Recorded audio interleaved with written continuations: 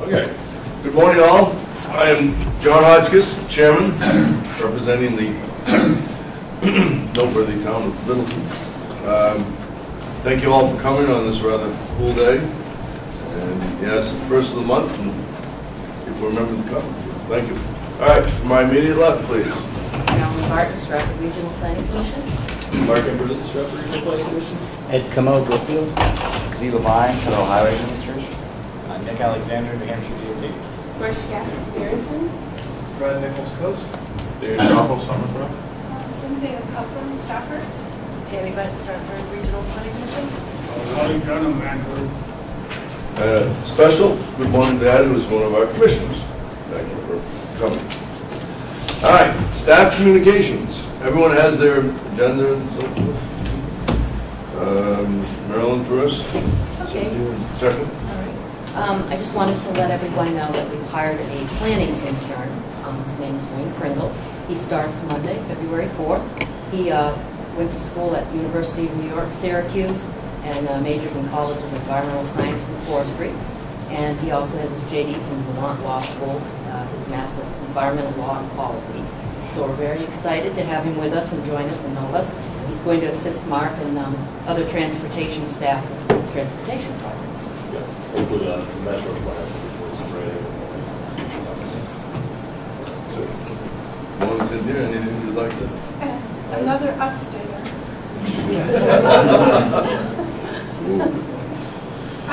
Yes, so I would like to just remind people that by state law that it's allowed to record meetings, but recording of meetings should only occur at the call to order and then adjournment, and there's no recording of any type before or after a meeting. So.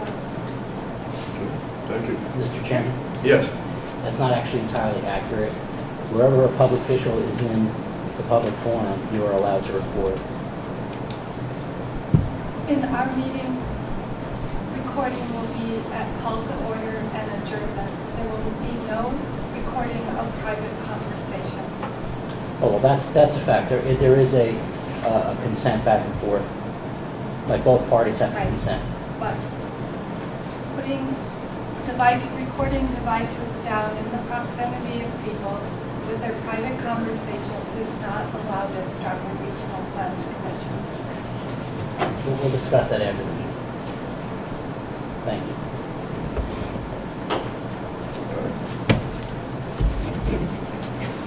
All right, action items.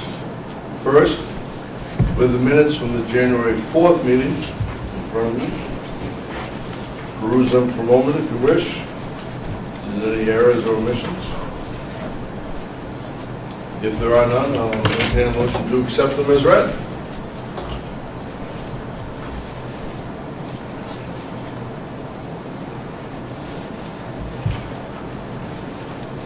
So moved. Do we have a second? I'll second. Is there any discussion on the motion? Approve the minutes as read. All right, all in favor, signify by saying aye. Aye. Opposed? Thank you. The second action item is the 10-year plan project prioritization scoring criteria. And thankfully Mark is here because he's listened a lot. All right. I'll start out. I apologize for not getting a memo out yesterday. It's been a very busy week, and I've been to anchor things down in here. So it's been a whirlwind here. That said, we get right into it. So first, we're reviewing the 10-year plan project prioritization scoring criteria. This was a collaborative process with New Hampshire DOT, the other MPOs and RTCs. Notice up on the screen we have this figure that we've looked at a number of times now, and this is really what we're talking about today. These were the 8 agreed-to criteria at the top, the higher level criteria, and then making up each of these criteria, we have these factors. So state of good repair of the extended service life or current asset condition, and so on throughout. What I've done in the packet today, I've translated that onto a different sheet here. So we have the same 8 categories over on the left here, one column to the right, we have all the subcategories that were included. So Mark, just so everyone knows, you're working off this sheet. Yep. Which is available over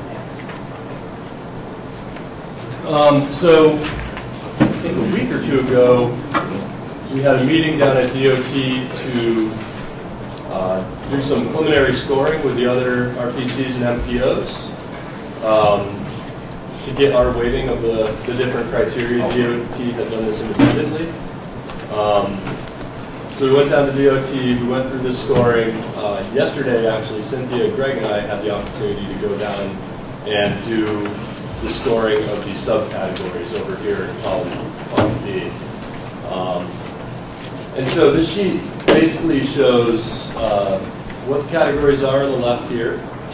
As you move over, we have the SRPC scoring that we did yesterday in that first column. And so if you look at this column, these numbers in gray here kind of add up, or these add up to 100%. And within that, the subcategories add up to 100% within each one of these other categories. So the first one, for example, 2/3 of the weight of that criteria would be going to extended service life, whereas 1/3 would be going to current asset condition. And if you move one column over, we have the equivalent points out of 100 that would correlate to. So again, in this condition, roughly 14 points would be the maximum total you could get for extended service life, 7 points for current asset condition, and that would add up to the 21 points on top. And as we're moving across, we have some of the other scores. Watson at DOT was nice enough to send these along so that we can compare ours to the scores that we gave regionally, DOT gave, and nationally did their own process also, and they have their own scoring. So next column over from the SRPC regional scoring is the National Regional Planning Commission scoring. Their weights are a little bit different. They're pretty consistent overall with the scores that we had applied for different categories. The DOT scoring is the column after that, and then we have the composite scoring from all the RPCs that we did a few weeks ago. And you'll notice that throughout there's a good amount of consistency. There were some differences in the RPC and MPO composite scoring, but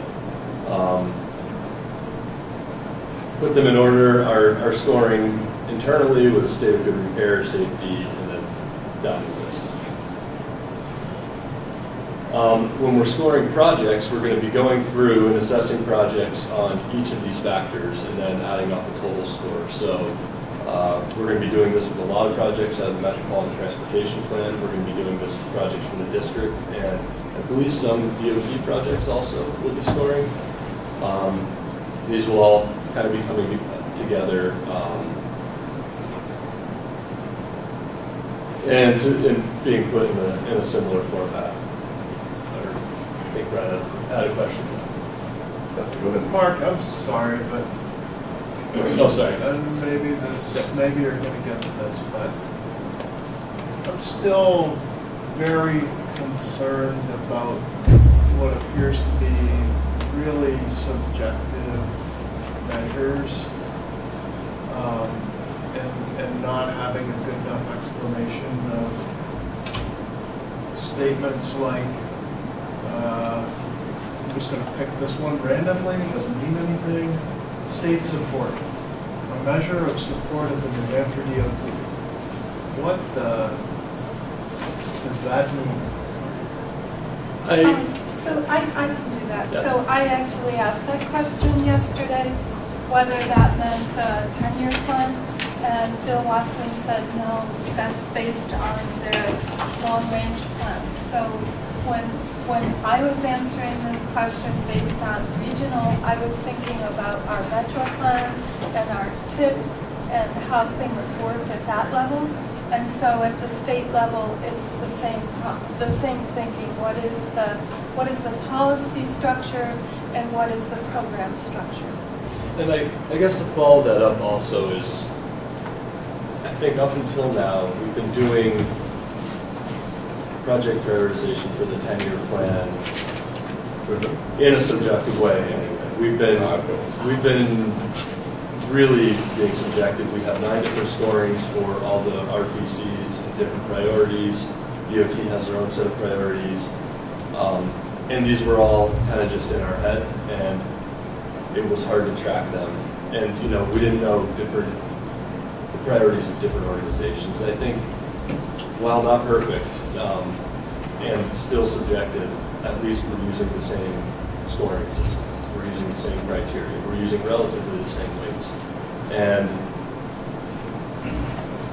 we haven't done it yet. I think this is going to help us. And there are some measures that are not subjective. Some of the state of repair, I think, is not going to be subjective. Network significance, or some other ones that aren't going to be subjective in there. Safety, I think some of the safety performance of different pieces of infrastructure are not going to be subjective. But I think we're trying to move to a system that does a better job of comparing things in an objective way. So, not perfect, we're moving in that direction. I'd just like to add, so last night I went home and looked at this software product, which you can go to online. It's called Decision Lens. It's a collaborative decision-making software package. It's used by private enterprise, and it's used by government entities and nonprofits. It's used across the board. It's not just a government product. It's a product that's used to help an organization or an agency make a decision and have it be more open and transparent and understandable to everybody, so that you understand exactly the questions that you're asking. So I would, if you have questions, I think there's articles on the Decision Lens where you can read about the process and how it's designed and how it works and what the premises are behind it. And I think that will help you feel more ease at stepping into this process, because I think it does make everything more transparent, and it takes away some of that. You know, we go through and we set our criteria at the TAC and the policy, and we send our product over to DOT, and then we get a draft product out and we go, huh, how did that happen? Well, this whole Decision Lens is, the point of it is to take away that, huh, you know, so everyone feels, okay, so you can look here and you can say, okay, so here's where we are on state of repair, and here is where we are at safety, and here's where natural is, here's where DOT is, and the general sense of the other RPCs are such. So, you know, I think here, if you look at mobility and alternative modes, I think this very much reflects that we have the Downeaster and Coast and Wildcat and C&J and Park and Rides that are, you know, we're up and maxing out on what we do over here. I think if you looked at every other region, I think you wouldn't probably see that reflected, but that's a reflection of who we are. And so I would just mark it, I think we should turn it over to Nick for a little more explanation, because you've worked a lot on this. So if you don't mind clarifying anything else. You just said it very well. So I mean, one of the biggest things, and you're right, there's still subjectivity. And if you look at some of these measures, you know, the one that always stands out for me is economic development. In order to make that not subjective, it might take a lot of work, a lot of effort. And on a statewide basis, you know, we're talking 100, 200, 300 projects. Right? We can't do it. Right. Part of what Decision Lens tries to do is recognize that there will always be subjectivity. And I think it focuses at least as much on transparency, trying to make sure that even where there is subjectivity, it's easy to identify. And if there are things that need to be explained, you can see exactly what the score was for every project, and you can have that discussion. So I think Cynthia's right. In the past, from my own time at a planning commission, even my time at DOT, it's been a very foggy process. And we have a license for 3 years currently, so we know we're using it for this round of the 10-year plan, and we'll use it for next time. And I'm sure we'll make improvements in the interim. It's a start. And I would also say, like in this skill that we have here, it's showing so support, one of these really subjective factors. We have it ranked within this category, which is one of the smaller ones, as roughly 25% of the total score. The maximum points that can contribute is 1.6 to the score out of 100. So while it is contributing relative to alternative modes or safety measures, which are tenfold bigger in their potential impact on the total project score, it's still in there, but I guess it's the appropriate amount of, or it's as we from what we think as from our scoring, we thought it was about 6% of the total score should have been support, because there's a lot of other really important factors.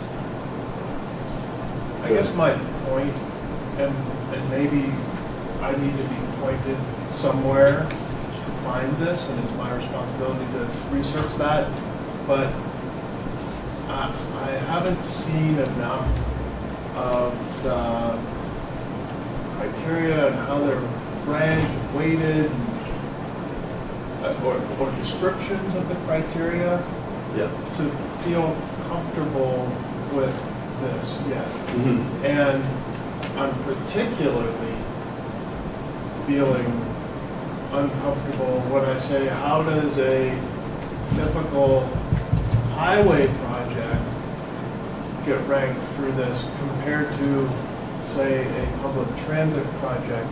And the way we've set this up, does that automatically skew one way or the other? And I think this is something that helped both Cynthia and I out quite a bit.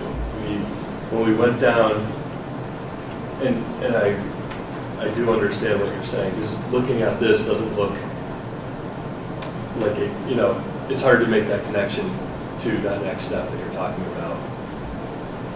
And I guess you'll just have to trust my word here, and maybe we can get a demo in here at some point, just to show more thoroughly what this does. I was concerned about that. We went through this process. We had some sample scoring for different projects. The Newmarket Bike Shoulders project was one that had Route 12 at Walpole, Sarah Long Bridge, I-93 expansion, and a number of other smaller, let's say more TE or CMAP type projects in there. And when you did the scoring, you go through this, and then the next step is to apply the cost filter on it. And it basically goes through and gives you a cost benefit for each one. This is what you're getting out of it. This is how much it costs. And so out of all these scores, this is just one small sample of projects, but as far as cost benefit goes, the Route 108 Bike Shoulders project far and away was the first place project in there. And so that gave me some comfort, because with those concerns that transit and mobility and some of these other things aren't going to be factored as high, especially when you see state of good repair as such a high percentage of it. It really, I think what we're going to find from this, and I think this is what DOT is seeing, a lot of those big projects, those highway projects, basically price themselves out, and they need to be force funded because they don't stack up against any of the smaller projects as far as that goes. So, it was a small sample, but after seeing that process, when they put the money in there, it showed you, here are your possible portfolios of projects, and it also shows you your portfolio value of projects. So if you have a bunch of small projects in there, your value is pretty high usually. As soon as you force a $200 million or $300 million project, that value of your entire portfolio of projects drops significantly. So, I think that's going to be a tool to help educate people about the cost of actually doing these giant projects. So it may change people's willingness to pursue these giant projects, and we'll see what happens. There's a second step that happens before you apply the cost, and I think that's the one that would really help you. So the first thing, when we started in yesterday, we asked the question about how are we going to do this on state of repair, extend service life. And so what Bill Watson told us was there'll be consideration for bridges, there'll be consideration for interstates, for roads, for bus service, for buses, all of those different types of categories. Correct me if I'm wrong there, but all of those will have their own consideration. So we won't be applying interstate service life to a transit buying a capital for a bus. So they'll have different components and considerations. And the second part is, so we went through and we did an illustration because the Durham Newmarket project is the top rated in our region. We went through, and what you do is a value. So we scored all of the categories and the subcategories and did comparatives. And then we went in and with those scores, and they said, okay, extend service life, how important is this to the project? So a 1 through 5 value. So we did that.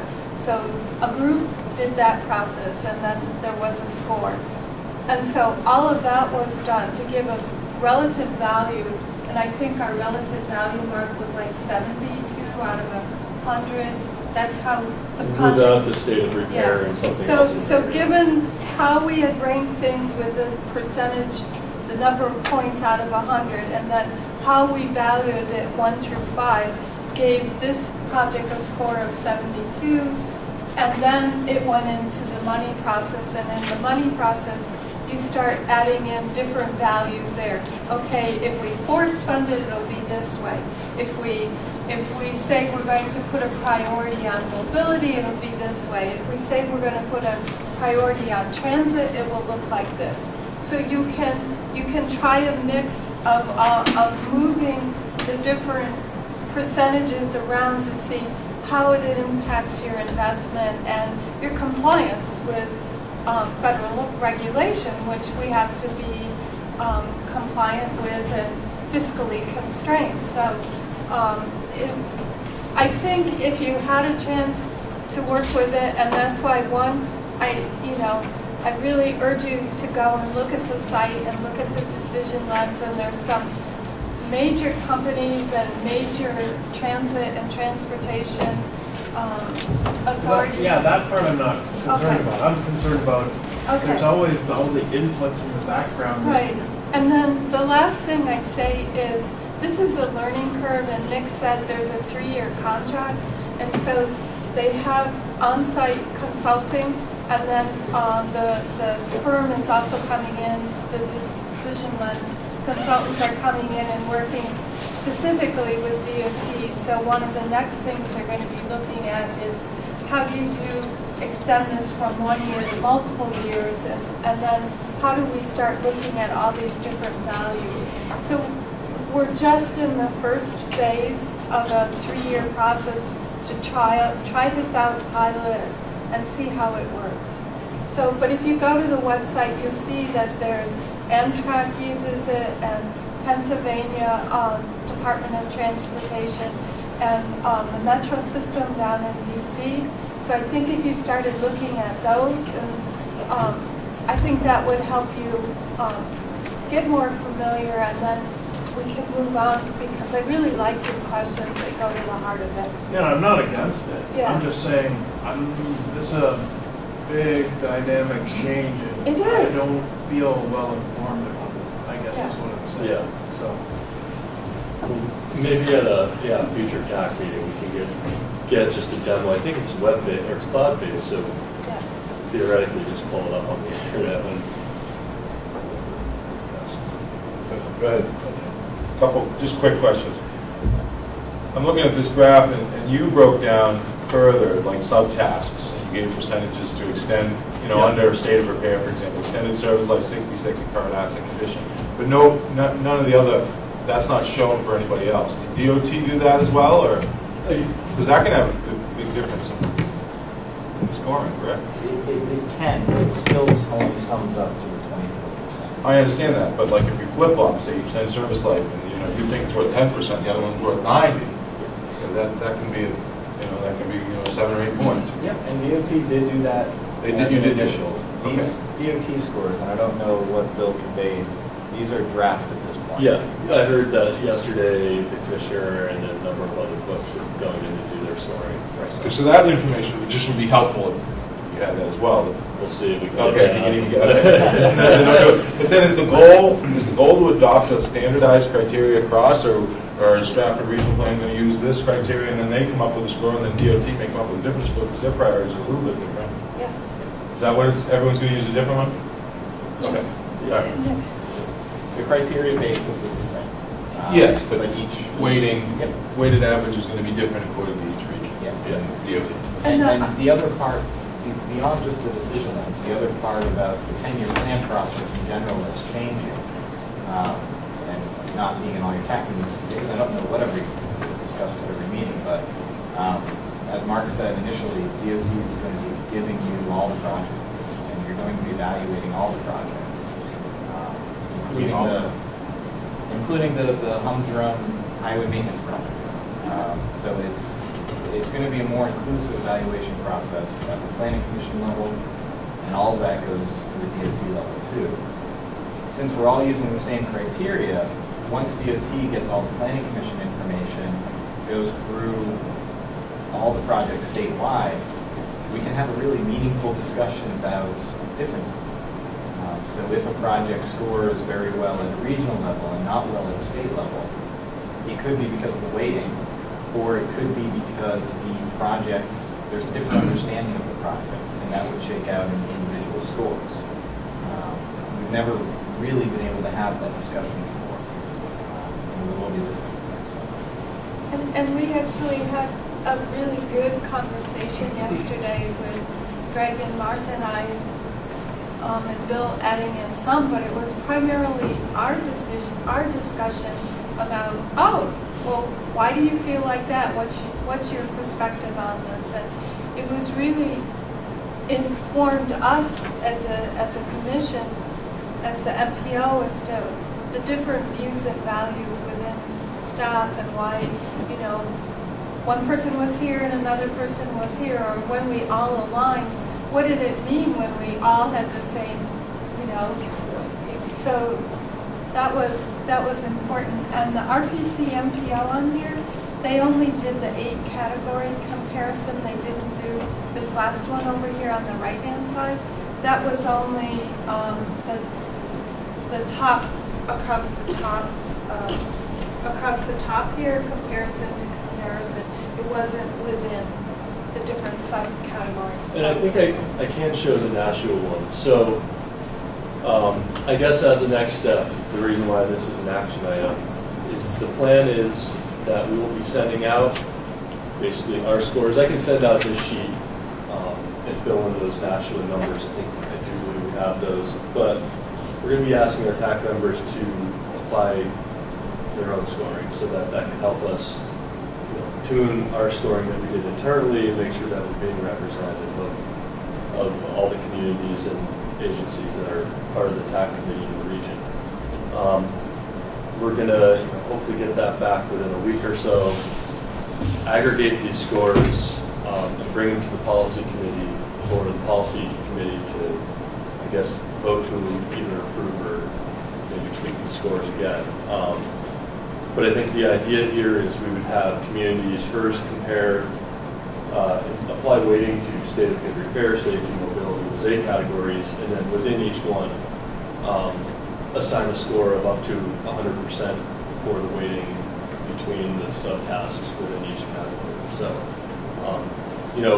not the same exact pairwise comparison that we had done with DOT for the decision lens process, but definitely the opportunity. And we wanted to go to DOT, so we had a baseline, so communities could understand where we're coming from, where DOT is coming from, where some of the other groups are coming from in this to help provide a basis for scoring. We still want a lot of flexibility so that we can hear what the PAC committee has to say about this also. Just a point of interest, under state of repair, I understand the two categories, one is 2/3, one is 1/3. Go to the next one, safety measures. How did you get 71.59%? 28.41%. What? Is that a fraction? Yes. Yeah. What did you use for a denominator on your fraction? I don't know, actually, the algorithm's in decision lens because the way we go through this, we do 6 comparisons actually because there's 3, so we need to compare each one to each other one within that. And within that, you give a strength of, how much more important is one than the other. So it's strength of conviction along with just your comparison. So it's not just one or the other, it's how much one or the other. And then through that process, the computer comes up with has some algorithm that comes up with the, percentage you see in front of you in it. Okay. Oh, and the really fun part, I forgot to say that this was developed out of sports. Yes, right? So it's used by Oakland A's and baseball players. Baseball. Figuring out which baseball player is the best. So it has Yeah. statistically based. Juice factor on there. Yeah. Mr. Chairman? Yes. Mr. Chairman, who decided to start using this process? I'm sorry, I didn't hear the Who question. decided to start using the process? The DOT did. Yeah. I think it's very good. Thank you. I mean, Thank it you really very is, much. I think it is too, and surprised we're in agreement. Well, Mr. Chairman, Yeah. I mean, it's also good, is decision lens understandable if somebody from the public looked at it? Yes. So it's, Yeah. see, that is very good for transparency, to show people how things are measured. And if you actually were to use it, it's fun.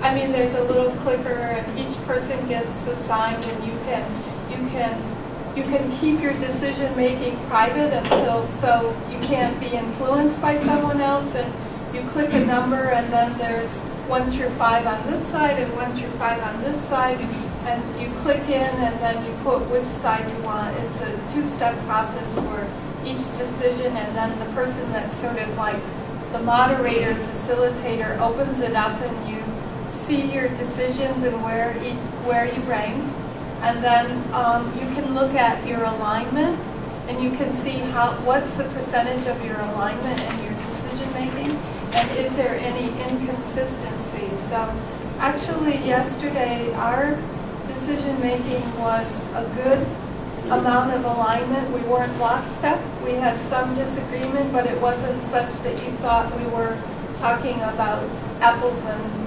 dinosaurs, and our consistency was at a level that's acceptable scientifically. And I'll say with the transparency, just to get to that, I think that's the best part, because once you do the cost analysis and you see the actual benefit, last 10-year plan process, there was a little bit of horse trading that went on after all the DOT and all the regions had made their decisions, and we had a list of projects. Politically, some projects got pushed ahead, some projects dropped out, certain things happened. Those are going to be tied to people, and it's going to be very clear that why did this project get pushed through? It messed up our portfolio. Well, this person wanted it in there, and it has implications on election cycles, and taking some of that out of it, taking some of the politics out of decision making, which I think is really going to benefit everybody. Oh, it might keep it in, but it'll be clear. Yeah.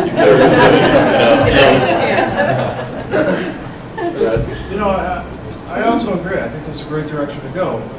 But so So the idea is that our organization would be asked to rank these 8 categories and the subcategories according to our prioritization, based on these descriptors. I have a problem with that. I don't have enough information. I can, And then, how does the mechanics of that work? I think what we're really asking is, we did to the best extent that we could possibly do, we heard a lot of your concerns over the last couple of months that we've been talking about this. And what we tried to do was, and we had very active conversation yesterday. Well, you know, we heard from Coast and Wildcat that they don't believe this will truly represent their interests, you know, as a mode. So We don't know. It's not that we don't believe. We just. yeah. So we started to have that dialogue, and I'm feeling much more comfortable. And so with what we heard from Bill and how this process is developing, and that there'll be multiple levels within the state of repair so that we cover all the asset classes, which is really what we're looking at. So I'm more comfortable, and I think what we're really looking at is to hear from you, maybe not scoring each one, but to look at this and say, yeah, that's right, you know, between state of repair and safety and mobility, those are probably the most important things. Because if you look at that, that's 21, 20, that's getting up there to about 2/3 of the points, you know, and are we on track here? So if the roads are repaired, does that help with safety? Does that help if the sidewalks are in good shape? If the buses are, you know, repaired and got, you know, replacement of parts? Yes, yes. You know, is that what's important to us? And I think that was the thing that why we had so much debate also. You know, these descriptions we have here, they are vague. They're too short. They need to be elaborated on for, you know, full understanding. With the time we had and the way we were doing things, I think this is what we get. We need, you know, what I tried to do at least is I really tried to extend this to, you know,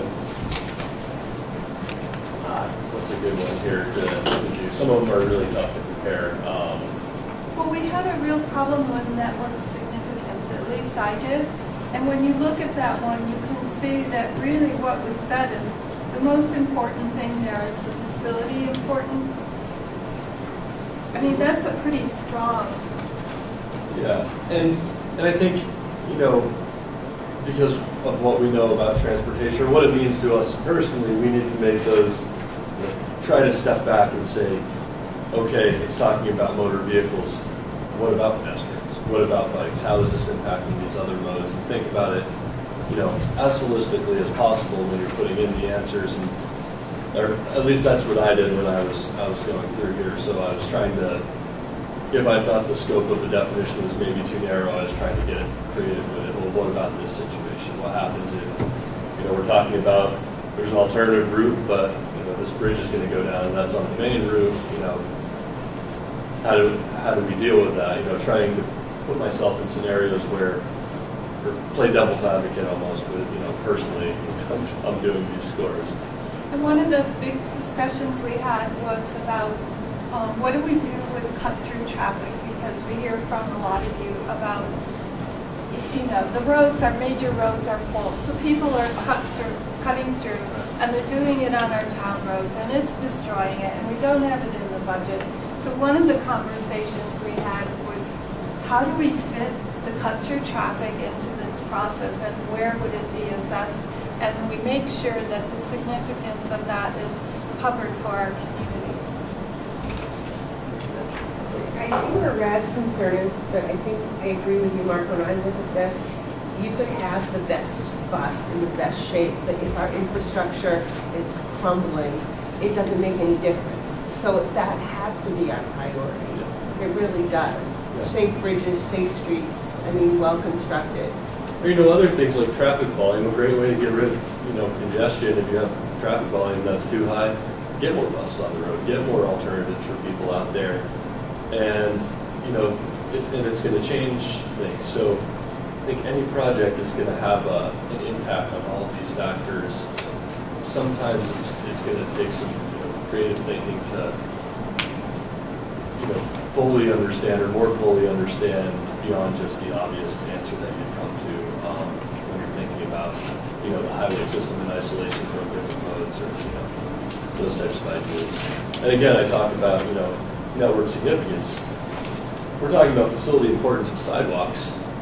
We're talking about, you know, is there a stretch of two sidewalk networks that are missing a 500-foot stretch in between them that we added that, we're going to, you know, improve access, we're going to do all these things so people can actually get around maybe to the supermarket or pharmacy or wherever.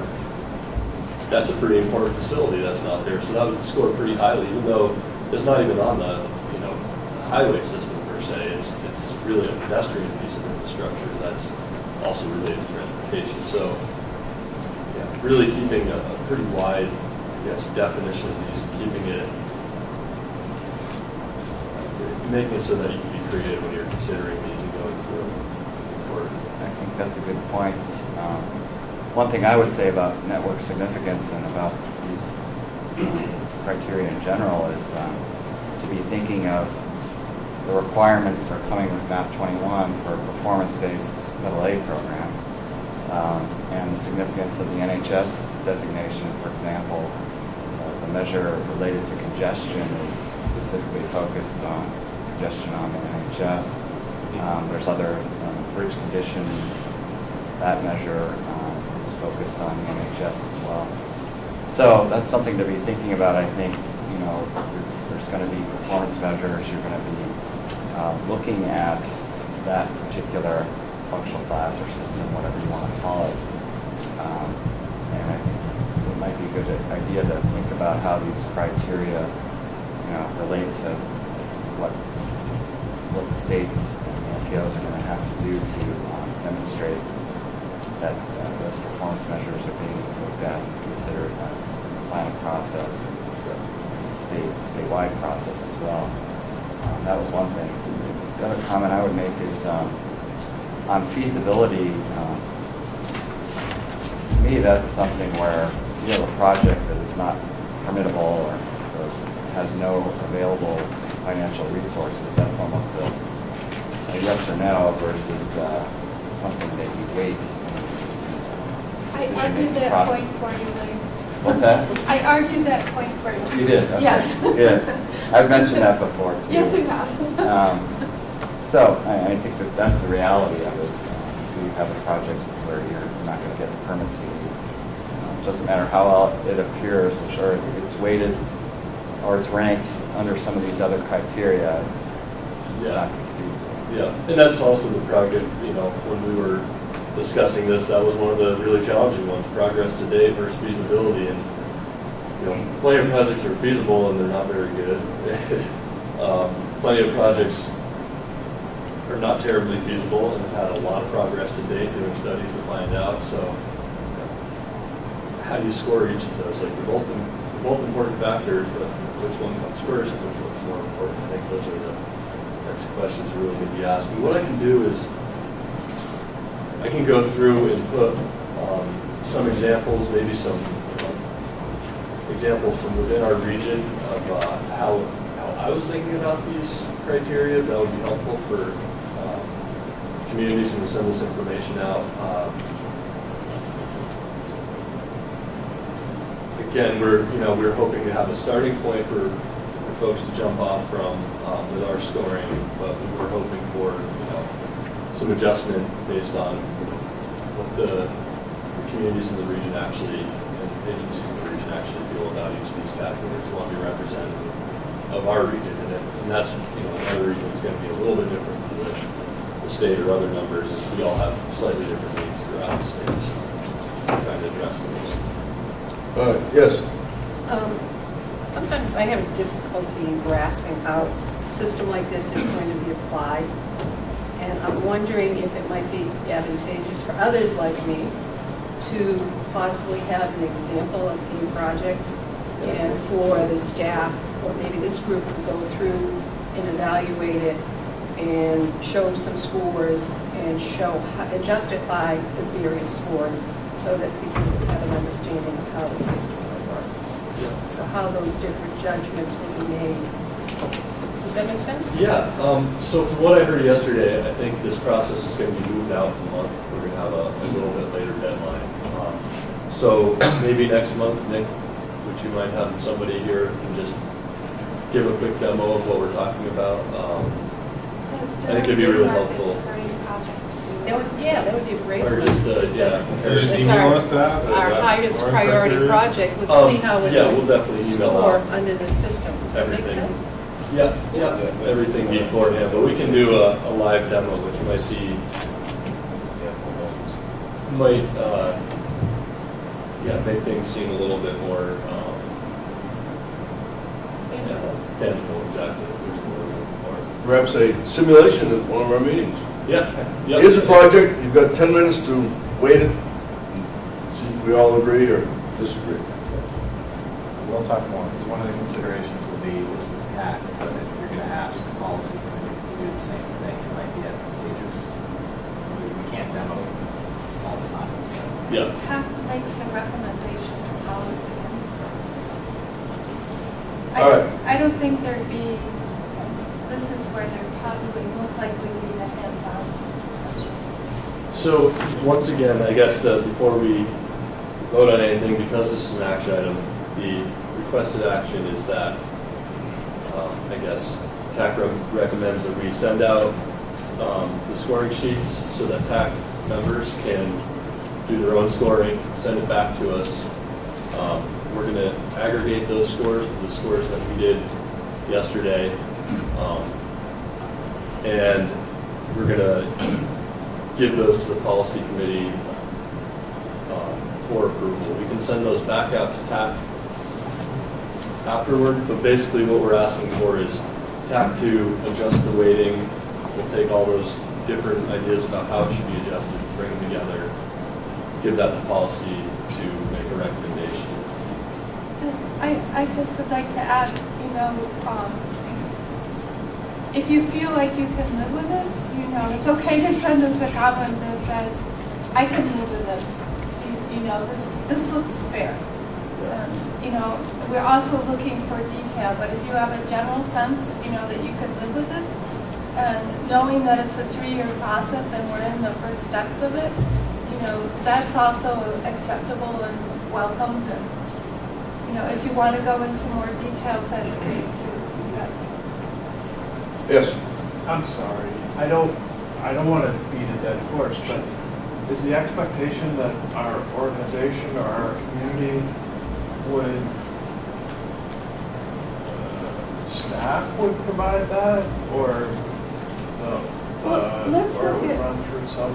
Let's look, last time we would have done this and we had categories, right, Mark? And we said, okay, out of 100 points, we're going to put 20 in here, 5 here, and so essentially that's the same process that we did last time, only this one is actually software where you can do all these permutations on it and recognizing that it's subjective. And so we've really gone from us having a discussion where we were all doing our algorithms in our minds, but we weren't really seeing them down on paper. Now Mark, Greg, and I sat there and did it, and now we're showing you this is what we thought, and this is how it translated. And can you live with this? Are we really off base, or are we on target? And it's no different than the process that we did 2 years ago, where we were taking 100 points and divvying it up, and you were looking at it and making a decision really with a lot less input. Thank you. I think. Thank you for framing it that way, because I wasn't there. Doesn't it provide more of a quantitative evaluation than a qualitative? It does. So that it can be defensible? Yeah. It's still qualitative and subjective, but it's starting to add the quantitative framework. That's a very good way to describe it. Does that make sense? Yes. That makes sense to me. Yeah, this all makes sense. I just want to ask what you said just a minute ago about an action item. You said you're going to, this is what you folks came up with, 1 through 8. These are your priorities and these are your percentages. Yeah. Now you're going to send out to TAC members so they can do their own, and then all of a sudden, say that comes back and say, you know, worst case, well, not worst case, I don't know, different scenario, it flip-flops and all the priorities are different. Then that's going to go to the I think policy committee? What we would do is, because we're going to get a number of different ones, the way this, you know, it turns out, if you look at, you know, the DOT and the other RPC's priorities, they're not that different. And I think when we score this locally, you know, we'll see what happens, but my guess is, once you bring them all together, it's not going to be that different. It may adjust a percentage or two on some of the categories. You know, safety measures or safety performance may switch around in the percentages a little bit, but we're going to, you know, use our regional score and also use the community scores, bring them together, take a look at what that is. If it's way off, if it's something that doesn't look reasonable for scoring, I don't think we can bring that forward, but we'll have to have that discussion when we get there. I don't think that's going to happen. Okay, I just wanted to know though, because that's how it was framed. It was like, you know, yeah, the number of times I've seen this done now, and the number of people who have done it, it's amazing how close it comes out. Yeah, I've seen people score 5s and everyone else was on the other side at 2s, and in the end, it doesn't, it just balances out. So I understand what we're asking for. You're looking for a vote to send this out, I guess, to TAC members, but when you gather that information, are we planning at the March meeting to go over it? We'll definitely review it. Because of the schedule we're on, we're going to ask the policy committee, you know, we can send out the aggregated score back to TAC just to show everybody at TAC. When are you going for the policy committee? Policy committee is 2 weeks from today, so we're going to have to ask them So there will not be a to chance. approve those, you know, whatever those scores are at that point. I'm guessing, again, they're not going to change a whole lot. Actually, we have another month now. We have another month, So we can... when we, let me just, Mark, I think we can put it for 1 more month. Okay. Because when we set this agenda out, the deadline for our scoring to be in was April 1st. So that meant we had to have a decision from our policy committee 2 weeks from now for the scoring criteria. And then March, we would have been looking at projects with the TAC, and you'd be recommending scores to the policy for their approval March 15th, and then it would have gone out on March 29th. But we got another month, so we can have another month's discussion. Yeah, that may be helpful. There's an action item on here. But I think it'd be better to delay it. Yeah, we just got it. Yeah. When we published this, our deadline was April 1st. Now our deadline is April 30th. So you don't have to take the action today. You can do it. You can do your recommendation on scoring next month. That sounds great to me. I mean, that's the way I would like to do it. So you're still looking for a motion to send it out? We'll send it, yeah, we're going to send it out as... At the March meeting, we'll discuss the results of whoever... Yeah, we can take a look at the aggregated scores. I make that motion. We just table the action item. Can't you just send it out, and then we can vote next month on... Yes. I think that's the move. Is everyone in agreement? Yeah, I can live with that, right? Yeah. In summary, I might suggest, if we can get this to actually work, we ought to send it down to Washington. Might be a good idea. All right, item 4, please. Draft 2014-2015 Unified Planning Work Program. Oh, Mark. Oh, yeah.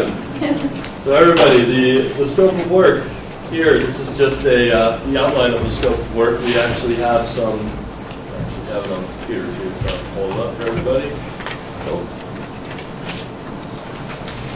I got it right here. So what we have here is basically a summary of the changes that we anticipate to the scope of work for our Unified Planning Work Program, which is basically a document that describes what we're going to be undertaking over the next 2 years as an organization. So this overview here, there's a couple of different things you'll see on there. The orange line, that recommends new or changed tasks or subtasks within the scope of work. This blue line here is tasks that have been removed from the scope of work because we either did not use them at all during this UPWP cycle because we had other places to build that to, they're redundant, some other reason like that. So I'm going to run through just starting on category 100. The two things that have changed in this category, we've added 102.4 for certifications, compliance, and reporting. This is basically to allow us to have the flexibility to, or I guess, make it easier for us to report and charge time for things like the MPO certification that we need to do annually, any of the other federal certifications we need to do. I'm sure Cynthia has some administrative compliance things that you're going to be doing with this category that I'm not fully aware of. That's fine. Yeah. In 105, performance measures, that was already on the list. We included targets and reports on there too. Basically just expanding the scope a little bit to allow us to set some targets and to generate reports that we're going to need to do in the future to meet the MAP 21 or Moving Ahead for Progress, the 21st century standards that will be coming out for performance measures. Moving along to 202. This task was in here already. It's a land use and environmental linkages is how it was listed before. We have included economic development in there because we see that as being pretty intimately tied to the land use and transportation connection. 205, I've taken out the financial constraint analysis because it's really part of the transportation improvement program update that we do on a 2-year cycle. So just going to be including that language directly in the 2015 through 2018 TIP development. There's no reason to have that category. The same goes for the Metropolitan Transportation Plan. That blue line there, it's just going to be taken out because it can really fit into the development of the Metropolitan Transportation Plan. We've included project portfolios and project database in here because we think this is pretty important to our Metro plan, and it's going to take some upkeep to make sure that we're tracking projects, we have the appropriate information and fields about projects, and our development is kind of consistent with what we hope to see coming out of DOT with their project tracking and WebGIS that may be coming pretty soon. Category 300, we had two tasks in here, 306 and 307. They were really pretty similar. Just combining those, we're taking out the bi-state coordination. 306 used to be the 5 MPO coordination, which was basically the MPOs along the 95 corridor. We thought we should just simplify this and have coordination with MPOs and describe some of that in the scope. In the 400 task, we've added a few categories here. 408 is going to be performance measures, data collection, and analysis. This is really to assist with the MAP 21 requirement for performance measures. We're adding sidewalk inventories in there, or actually, this is going to be changed. This is data inventories. It's not just sidewalk inventories. We want that so that we can do some of our GIS layers that we've been working on already. Sidewalks is one of them. We have an access point layer that we need to do some quality assurance for and QA/QC for in general. And we may have some other inventories of data that go along with the performance measures. So this addresses the whole point that we brought up about the performance measures. So the performance measures are set at the federal level, and then we do targets. Yeah. And so Greg Jones' primary purpose here is to do the quality assurance, quality control for the performance values and targets. And so that's through an inventory process and setting standards and protocols so that who's ever here can replicate the data from year to year so that we can get accurate metrics and measures of our performance, which is exactly what you were asking us to do. Yep. 410 is a new service that we're offering communities, and Dan and I are still trying to figure out how to use the micro simulation model that we have now. People aren't aware, we now have a synchro micro simulation model for transportation, and basically what this is we can build a network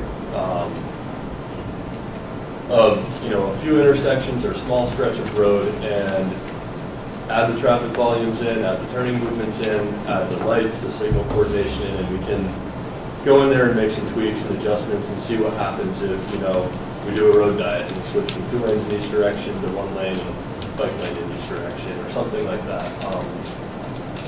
We're hoping that this becomes pretty useful. It's a pretty cool program. We've started to work on it a little bit.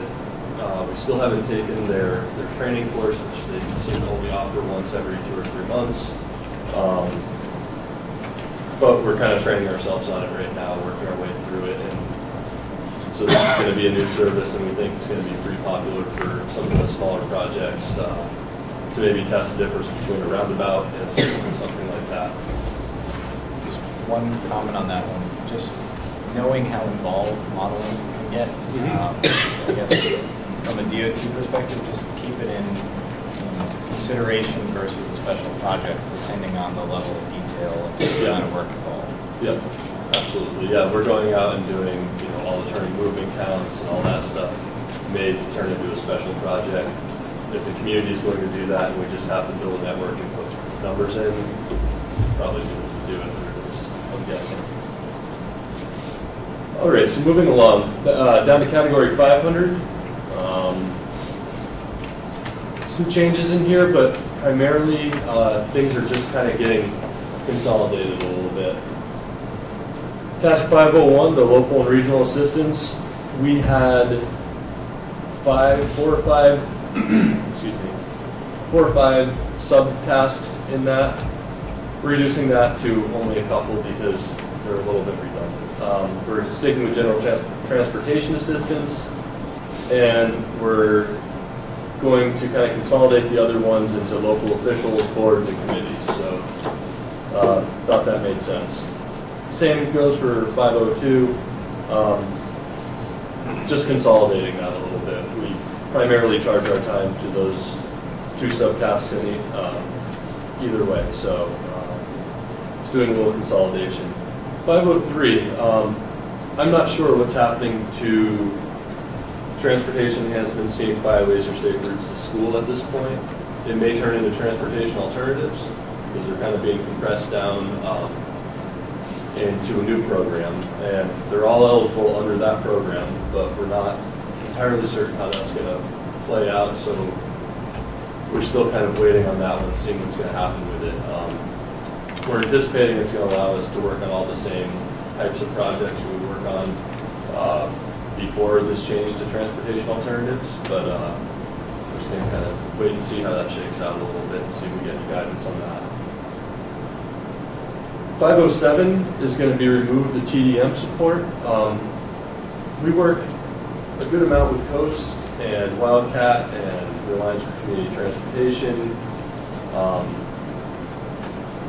Through those avenues, I think we do some TDM support, which is transportation demand management. And honestly, we really just didn't use this category a whole lot this time. We're no longer in charge of the Seacoast Commuter Options program, which was really the reason to have that in the first place. So that's going away. After that, everything else is staying the same. So basically that's our scope of work. If anybody has any comments or questions or would like us to add some other things, we're really interested in that feedback. we'll be going over this again next month with a more complete draft. Not entirely certain when this needs to be done. It's either April 1st or the end of April, but First. it's April 1st? Yes. So we'll have the full draft ready for the next meeting and send out beforehand. And then you'd be recommending to the policy committee at your March meeting. And the last section is just the performance measures we received through the new federal reauthorization. So. Yeah. And we've already shared that with the policy committee. Yeah. So again, we think this scope of work is going to cover the requirements and the planning emphasis areas, the planning factors from federal highways. I think we're doing a pretty good job meeting all those requirements in this scope of work. The scope of work, again, that's based off of that we're using now, it's really allowed us to do a lot of the activities we want to do, and it's working out pretty well for us. So we're happy with not making a whole bunch of changes this time around. That's what I have for UPWP.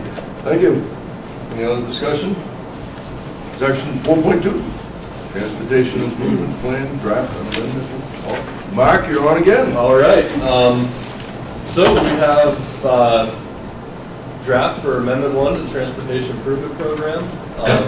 There are a few projects from our region in here, and there are a number of statewide projects. I will note that there's one more statewide project that we received yesterday that I don't have included in here. I will include it before we send out the public notice and the final draft of this project list. So just to run through the projects quickly, I did put descriptions of what's changed in the comments section over on the right. The parent project for the Durham Newmarket bike shoulders is being put back into the TIP. It wasn't listed in the big composite list we had initially, but this is basically holding money for right-of-way and engineering for this project for the other two phases. So this is being added back in. UNH bus livability project, or it's actually 3 projects. They're being combined and grouped into this. One project to simplify billing for DOT and for UNH. The 3 projects are for a small bike kiosk on campus, I think a sidewalk connection to a bus stop on campus, and a study for the train station to extend the awning, a feasibility study to extend the Durham train station a little bit, do some upgrades to the facility. Statewide interstate maintenance and interstate pavement preservation program. That, for some reason, just wasn't initially in our in the list for our tip, so it was included. It is now. And so, as we move down, these are the projects updated in Amendment 1, or moving along. In here, I put the existing projects, so what it was when we approved our tip, and also the proposed changes that would be going into it and what it would look like now. So the first project, the Farmington Bridge over New Hampshire 153, this goes over the Cochico River, just outside of downtown. Previously it had right-of-way and construction funding for 2015 and 2016. Engineering has been added to this project for 2013 and 2014. The Newmarket Bike Shoulders project from Newmarket to Newfields. This project has had engineering and right-of-way added to it for 2013. This is something we'll be discussing with New Hampshire DOT over the next few weeks, probably, kind of sort this project out. Could you just, there's a deadline on this one? Yes, we need to sort this project out in the short term. DOT is going to be sending a letter to this project needs to become active, or there needs to be something that happens with this communication. Because the funds have been idle for some time. Mark, we'll try to get that on the town administrator's agenda for next week. That would be fantastic. I think you too appreciate that also. I apologize for the delays. Yeah, it's all right with me. I'd like to see the money go to the project, so we'll do our best to keep that going. The Rochester project for 202A, Walnut Street. This is a pretty big intersection. There's I think 5 roads on it. Some money has been added for right-of-way on this project in 2013. Guessing they just have to buy a little bit more land to have enough room to do whatever they're doing on the intersection there. Is this the one we used to call Strafford Square? Yep, Okay. it is. It's that funky Y. Yeah. Shape of the road. Yeah. It's supposed to be a roundabout, I think, Yeah. right? It should be around about, I think, Yeah. but we'll see what happens with it. Right after the bridge. We're hoping for one. Get around it. It's, yeah, it's, no, you either go Right there. Washington Street. Yes, Well, Walnut Street. It's like Walnut, Washington, Yeah, it's just, it's a 202. funky. Yeah. But it is called Strafford Square, right? Am I right, or is that another intersection? I think that's right. I think it is. Says so in here. Because this project used to be labeled Strafford Square. Safety through And Strafford look, Square. It's in yeah, there. and looking at the maps, I remember when we had them in the office when I was in Rochester, you could see that there was the property lines and the roads were kind of overlapping, so. It's a massive intersection. All right, moving on. The Rochester Park and Ride is on here. Funding has been split out between congestion mitigation, air quality, and the turnpike program for each of the phases. You'll notice that construction's been extended into 2014. I believe that was a financial constraint move, just to make sure that the overall funding for 2013 remained constrained. If you correct me if I'm wrong, but I was pretty confident construction was happening in 2013 for the whole project. Project doubled. Looks like the cost went up pretty significantly. You know, is that because of right-of-way, or? I have no idea, I'm being honest. Right away is a significant cost. It's roughly, yeah, it's 1.4 million more going into the project, so I'm not entirely sure what that's for. I can get to the bottom of that. I'll talk with the project manager to see what's happening. I know everybody's really looking forward to it being developed or built in 2014 or 2013. So, It's rock, very nice. yeah. I had a conversation with him. We just got it on the website, or DOT website, so that's been good to see what the plans were. The other projects are statewide projects, and they're just getting some small or not always small adjustments, but just some adjustments. We have the Municipal Owned Bridge Rehabilitation and Replacement Program. This is just having some additional funding added to it for construction in 2013 through 2016. It's the big change. It looks like right-of-way has been, that's staying the same also. We have the pavement resurfacing, rehabilitation and crack seal program. This, I believe, is also seeing a little funding bump. And this is really aligning with DOT's preservation and maintenance kind of emphasis right now on projects. The secondary system reclamation rehab program is seeing a little funding drop, it looks like. And we have one more statewide program, which is the complex bridge inspection program, and I think that's just being added to the TIP because it was left out during the original update. And so that's the extent of the changes. If anybody has questions, we'll be sending this out to the Dover and Rochester libraries pretty soon. We're going to have it on our website. The notice posted on the 15th or 11th or somewhere in there. We're going to be having a 30-day public comment period. So next month we'll be hopefully having TAC make a recommendation for policy committee approval of amendment.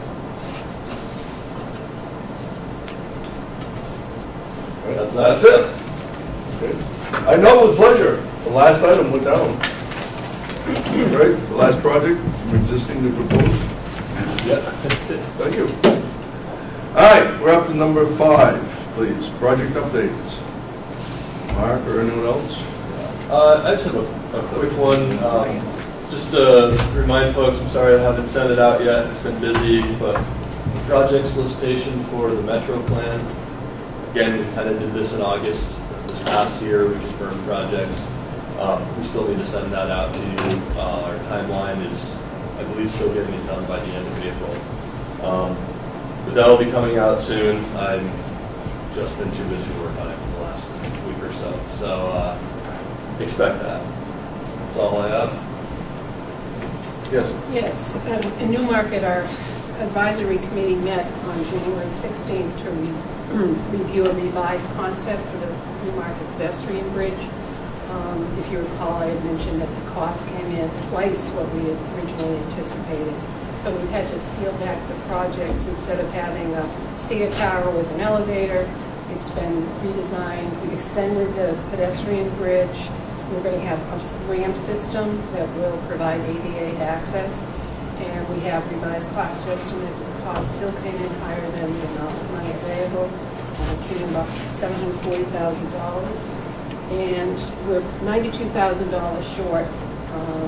And we're hoping that there might be some additional funding available. I don't know if the funding picture has changed at all with DOT or federal highways. Our developer, who's contributing 10% of the match, has agreed to provide his share towards this shortfall. And I'm confident that the town can come up with its 10% share through CIP monies budgeted not this year but for next year. So I'm hopeful that maybe we might have a favor of luck and we might be able to get some additional funds. So I'll just throw that on the table. I don't know if that's a possibility. I'm looking at our partners across the table. What's the probability? I mean, this is an exciting project. We've really worked hard to scale it back and to bring it into our budget, which is and those decisions are made on a project-by-project basis, working with the project manager to go through this. We're working with Bob Hudson. Yeah, and he'll work it's been great. The program manager, Tom Banks, Nancy, alongside. I know that the developer is anxious to get the project started. We had changed the project for a bid date of February of next year, and they want to move it up and get it done this fall. And I think if there's a will, there's a way. And but anyway, I wanted to just express again our interest in moving that forward. It's a really important project for Newmarket. And if you've been through our town, you can see that we've made a lot of progress on our revitalization front with the Nichols redevelopment. It would just really be sort of replacing the cake if we can get some additional funds to it. Anyway, that's my plug for today. I just want to say, Diane shared the new design with us, Mark and I, and I think it's a very reasonable solution.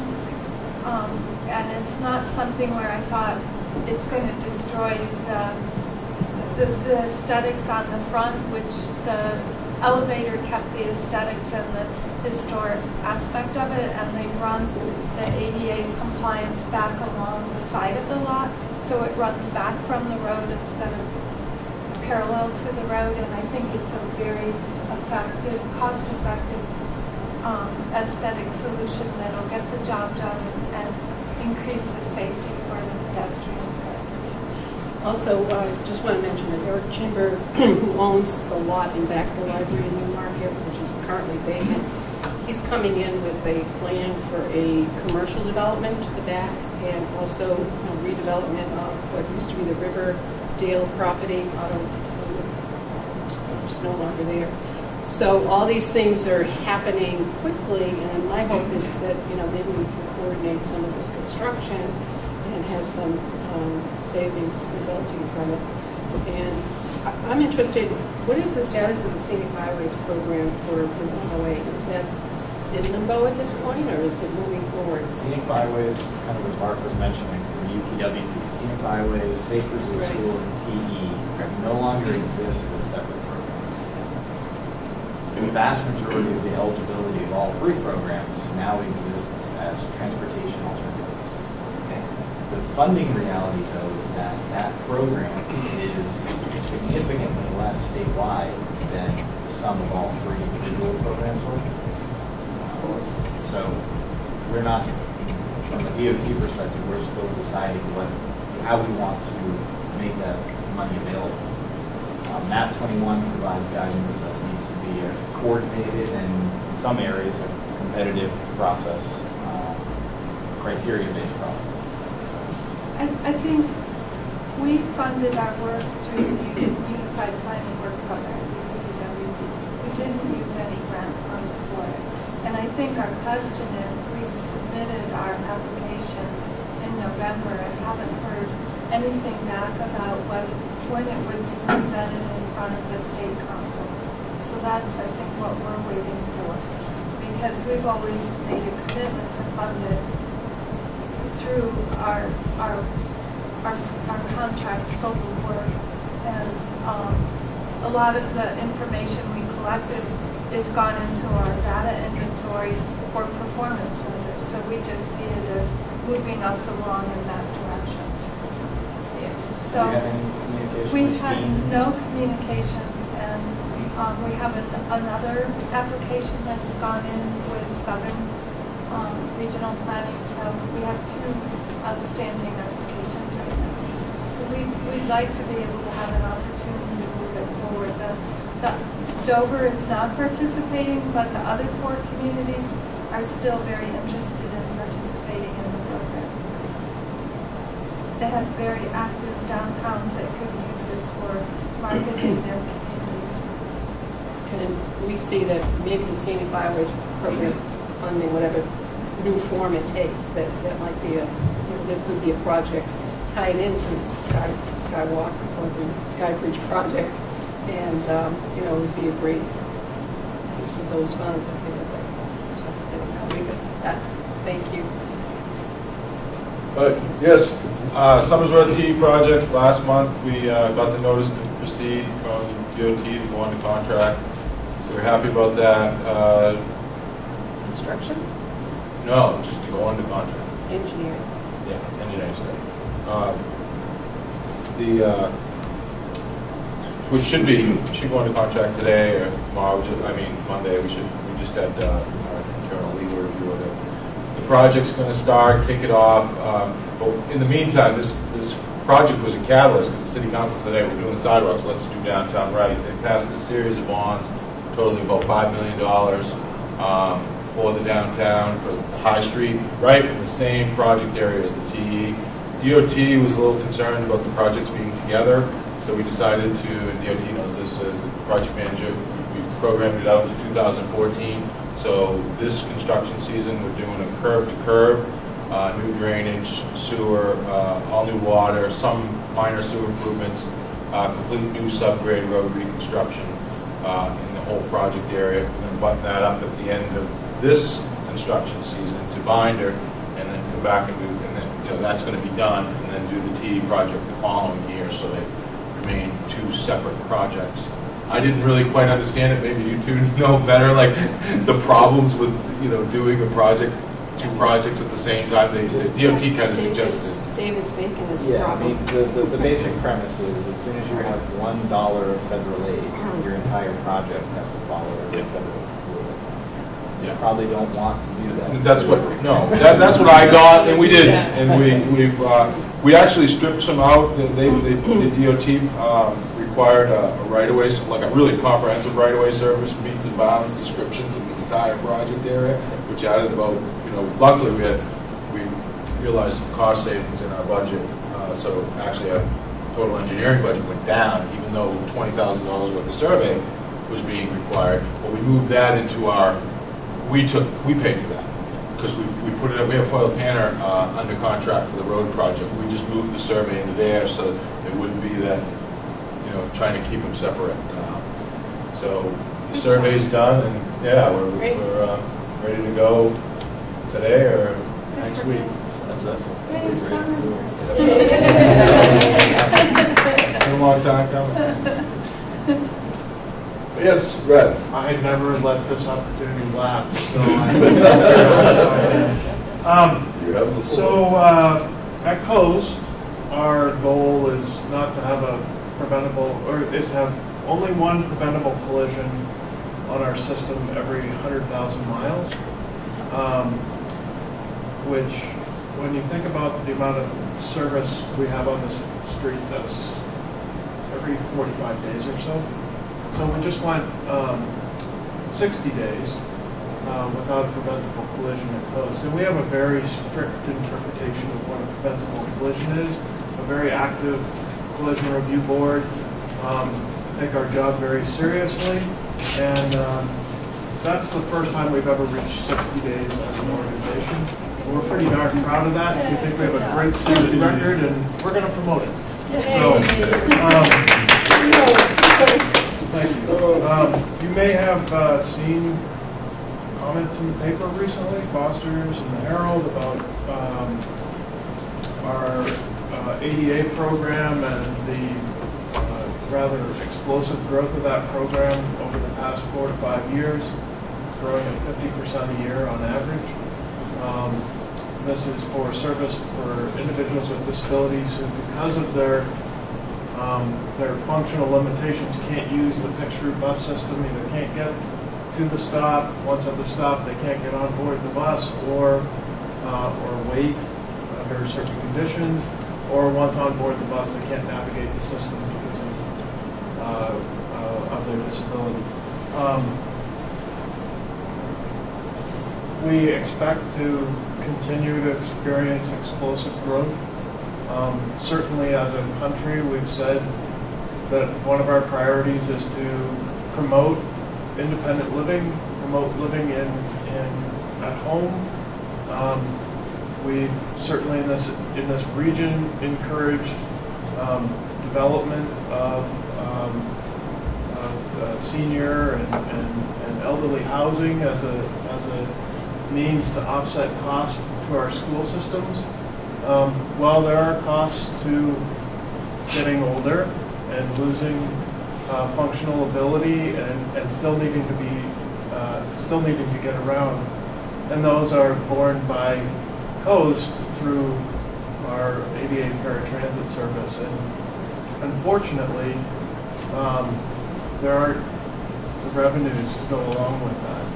Certainly not from the passenger who we're limited as to what we can charge by federal law, which covers about 5% of the cost of the trip on average. But we rely on government revenues to support this service. The federal government isn't providing any more. The state doesn't provide anything to support our operation of this service, which is one of very few states in the country that doesn't do that. And so the burden is coming down on the local communities, and we've been meeting with the local communities to discuss what that impact is. And next year, starting in October, our fiscal year 14, the impact is we're going to be asking for approximately another $120,000 a year from the local communities, unless, which is a 28% increase, 28%. I can't wait to go in front of the city councils and talk words on that. 28% increase, and unless we cut services somewhere, which is an option to reduce costs. So expect to hear more. Be happy to come in and present to the TAC if you're interested.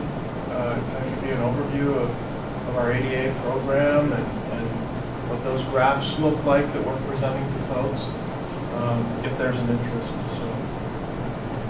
And Seacoast Commuter Options came up today. We have we electronically put everything that needs to go into a grant into the system at FTA, and are waiting for them to finish unofficially sending it around the office so that they can officially say you can submit, and then approve the grant eventually. So we're getting there. It's been really slow So it was federal highways monies and it transferred over to federal transit. Yeah, and the federal transit has been, as I'm sure FHWA has as well, been transitioning with MAP 21, and we've had a lot of grants in at FTA over the past 8 months. This one is one of 2 that we're still waiting to get processed. So, but we would hope that at the latest we would begin incurring costs related to Seacoast commuter options re-implementation. Did I say March? You understand. Sorry, I lost track of what I was saying. In March. So. Brad, you might not be able to comment yet. Any thoughts, projections on the future of North Rides?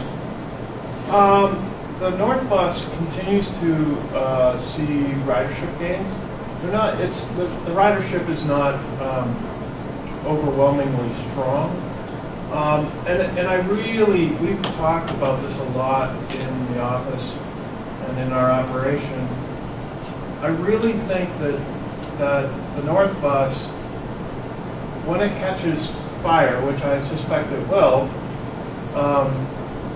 it will be as a result of it being in place long enough for folks who are used to things coming and going to realize that it's there to stay, and it is a service that they can rely on.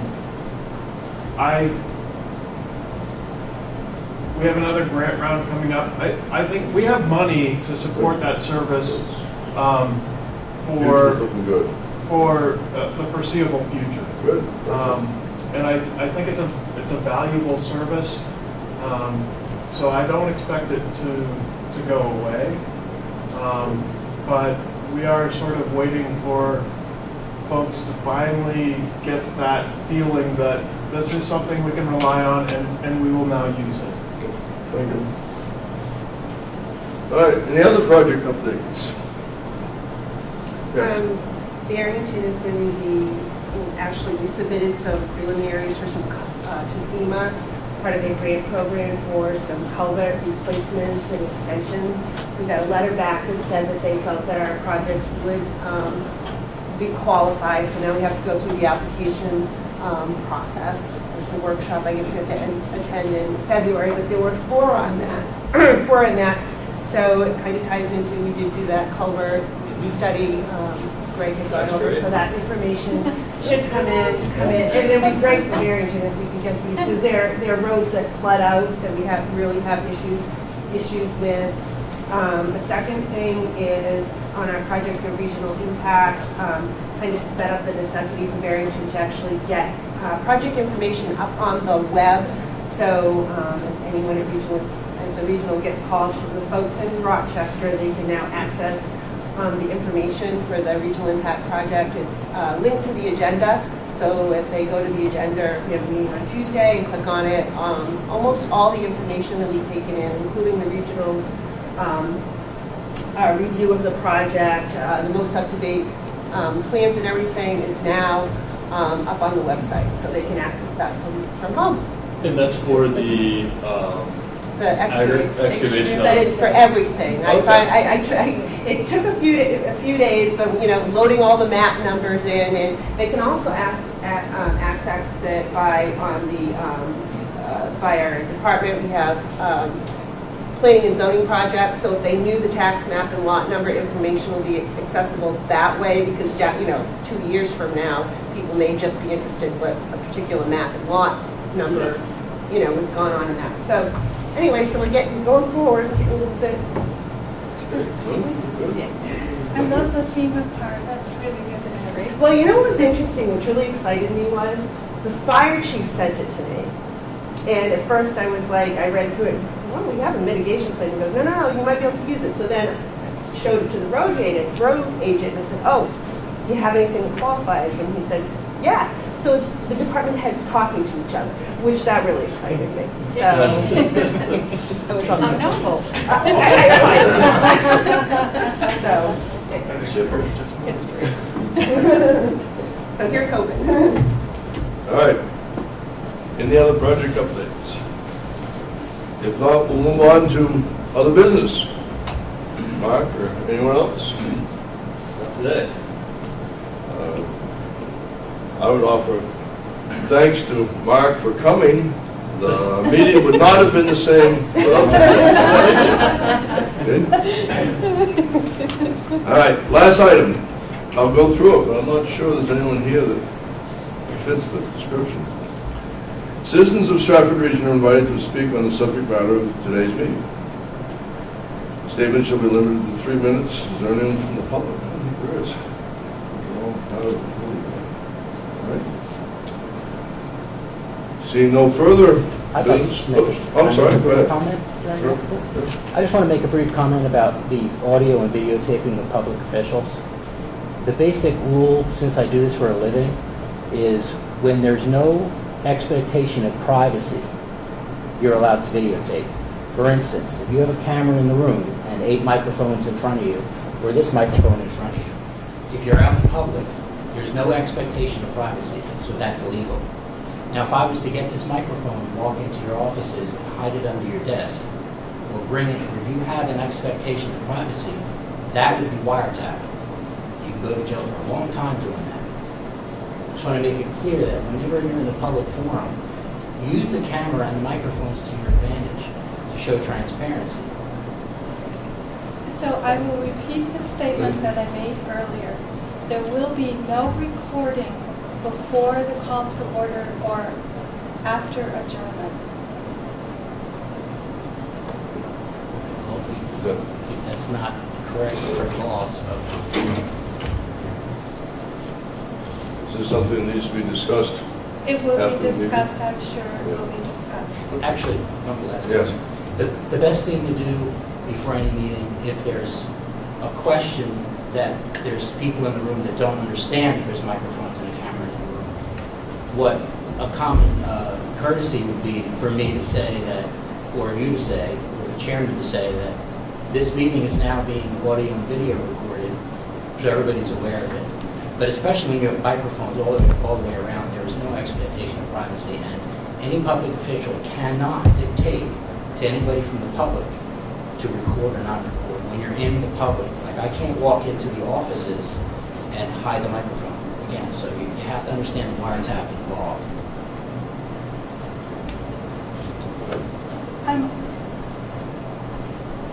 Don't go any further, please. Motion to adjourn? Yes. Yeah. Is there a motion to adjourn? I've just made it. Second. Is there a second? Thank you. All in favor? Aye, thank you. So everyone, I would like to inform you that all of your conversations right now with people as you leave the meeting are being recorded. Thank you very much. Oh, and just when that red light is on, that means the camera's on. Yes, that would be